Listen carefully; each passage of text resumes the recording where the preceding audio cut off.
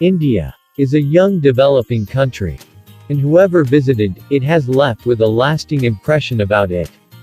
Indeed, it can be a little difficult like every other country, but instead of dissuading the tourist, the country has only attracted closer to its vibrant culture of the place.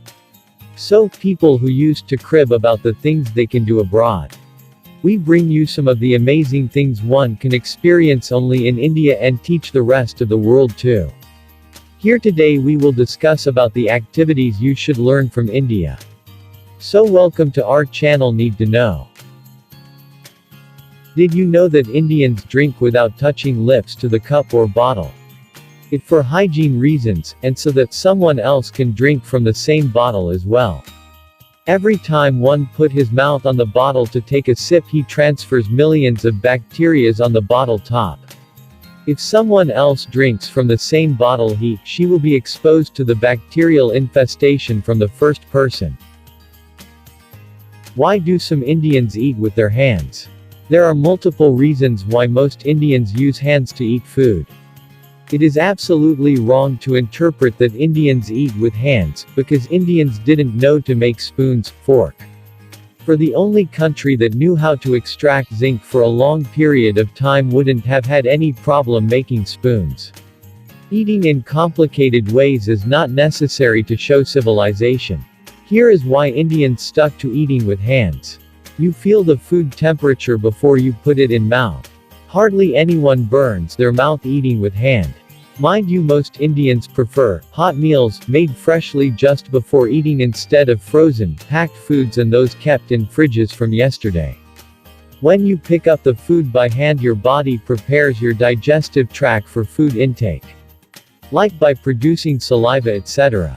When you eat food, you see it, smell it, you can even hear the sounds of it when chewing, like if it is crispy, or when taking it from platter, and of course you taste it.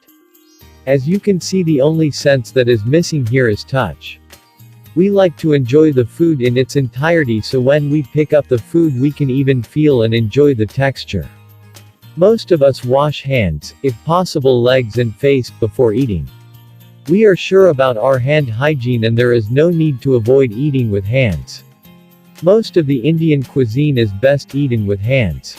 Try eating dosa, which needs to be dipped in multiple side dishes before it goes into your mouth, with spoon, fork, knife, chopsticks. Good luck. Try eating in dark.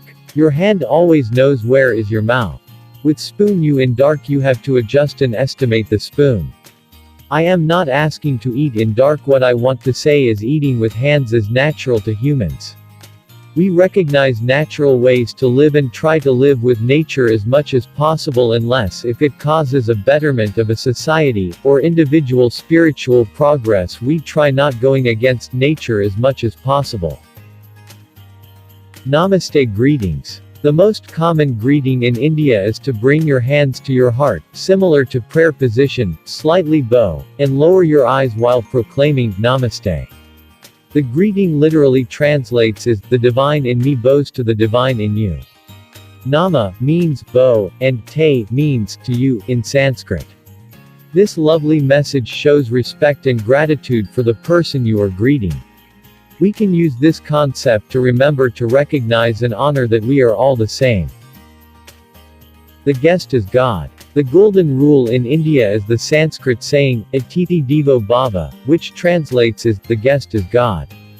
Hospitality in Indian hostels and hotels may be questionable, but when you have the chance to enter a family home you will see how seriously this verse is taken. Never go to the home of an Indian acquaintance with anything but an empty stomach. This code of conduct means that your hosts will go to all possible means in order to make sure you are comfortable, joyous, and most importantly, well fed. We can borrow this mentality to be more welcoming to our guests. Did your friend show up to your dinner party empty-handed, sans wine or even flowers? Who cares? They are your guest, and you should treat them as you would treat a deity. Yoga. You don't have to spend 3 weeks in the yoga capital of the world, Rishikesh, to make more room in your life for spirituality. Most Indians adhere to a regime of self-practice yoga that encompasses breathing exercises, mantra chanting, and meditation in addition to poses. Yoga is Sanskrit for unite, meaning to connect your consciousness to the divine. Yoga is enhanced by meditation, which prepares the mind to get ready for a yoga practice, while yoga strengthens the body for long meditations. India is the birthplace of yoga, which can be traced back at least 5,000 years to Indian yogis who started the tradition. Today there is an abundance of meditation and yoga mobile applications available. Give yourself some spiritual nourishment while enhancing both your mental and physical state. Honestly, couldn't we all use a little bit more wellness in our lives? Just an hour a day can be very transformative for our mood and energy. There are lots of activities that you can learn from India, like patience, Jagad, always be happy, etc. Hope you like it.